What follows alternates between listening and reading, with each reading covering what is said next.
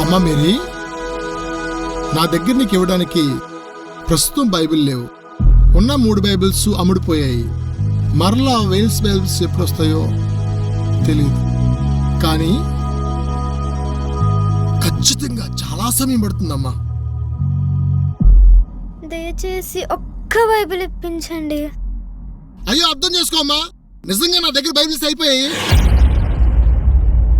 Reverend Thomas Charles, నేను 6 సంవత్సరాలు కష్టపడి డబ్బుని సంపాదించాను. రాత్రనక పగలనక ఎంతో కష్టపడ్డాను. దయచేసి ఒక్క బైబిల్ ఇప్పించండి. నీ బాధ నాకు అర్థం అవుతుందమ్మా.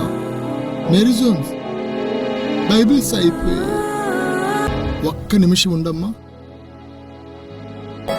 జాగ్రత్తగా ఉంచుకోమ్మా.